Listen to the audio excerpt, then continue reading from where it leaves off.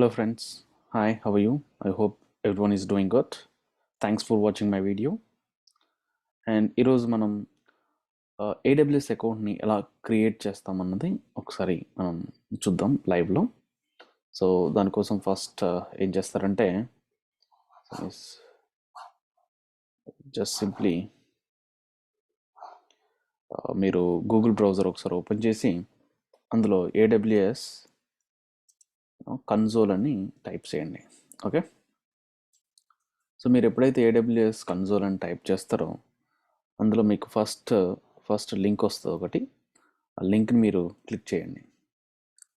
So ఇలా మీరు లింక్ని క్లిక్ చేస్తే ఇలా మీరు ఈ వెబ్కి వెళ్తారు అన్నట్టు, aws.amazon.comకి, ఈ వెబ్సైట్కి, ఈ వెబ్ యూఆర్ఎల్కి వెళ్తారు. సో ఇక్కడ మీకు డిఫరెంట్ ఆప్షన్స్ కనిపిస్తాయి. మై అకౌంట్ అని, సైన్ ఇన్ అని, క్రియేట్ అకౌంట్ అని. సో అందులో మీరు క్రియేట్ AWS అకౌంట్ అని క్లిక్ చేయండి. ఇలా మీరు ఎప్పుడైతే క్లిక్ చేశారో అప్పుడు మీకు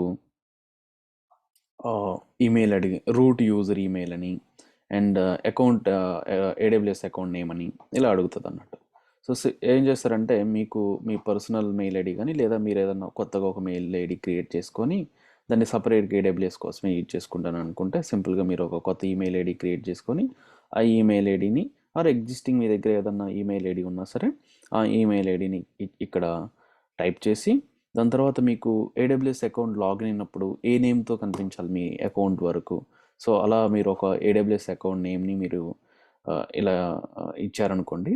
ఆ తర్వాత ఇక్కడ వెరిఫై ఆప్షన్ ఉంది కదా, ఈ వెరిఫై ఈమెయిల్ అడ్రస్ అని దాని మీద క్లిక్ చేయండి. క్లిక్ చేస్తే మీకు ఏమవుతుందంటే మీరు ఇక్కడ ఈమెయిల్ ఐడి ఇచ్చారు కదా, ఆ ఈమెయిల్ ఐడికి ఒక లింక్ వెళ్తుంది వెరిఫై చేయమని చెప్పేసి, దాన్ని వెరిఫై చేయాలి. అలా మీరు వెరిఫై చేసినట్టయితే మీకు AWS అకౌంట్ క్రియేట్ అవుతుంది. బట్ ఫుల్ ఫ్లెడ్జ్డ్గా మీరు 1 year ఆఫ్ ఫ్రీ ట్రయల్ అకౌంట్ని యూజ్ చేసుకోవాలనుకుంటే ఆ ప్రాసెస్లో మీకు debit card details, credit card details అడుగుతుంది AWS వాళ్ళు. సో బట్ ఇవ్వండి, ప్రాబ్లం లేదు. అలా ఇచ్చినప్పుడు ఏమైందంటే ఒక $1, మీరు ఒకవేళ యూఎస్లో ఉంటే $1, ఇండియాలో ఉంటే ₹1 అలా కట్ అవుతుంది. సో మళ్ళీ అది కట్ అయ్యి మళ్ళీ ఒక 1 hour, 1.5 hour, 2 hours మీకు మళ్ళీ క్రెడిట్ అవుతుంది మీ అకౌంట్లో మీకు. సో అలా జస్ట్ ఒక మీ క్రెడిట్ కార్డ్ అంటే అకౌంట్ బిల్లింగ్ క్రెడిట్ కార్డ్ డీటెయిల్స్ని, డెబిట్ కార్డ్ డీటెయిల్స్ని వెరిఫై చేసిన తర్వాత సో వాళ్ళకి అర్థమవుతుంది ఓకే ఇతను ఎవరైతే లాగిన్ అయ్యారో వాళ్ళు కరెక్ట్ యూజర్ అని చెప్పేసి. సో ఆ విధంగా మీరు AWS అకౌంట్ని క్రియేట్ చేసుకోవచ్చు.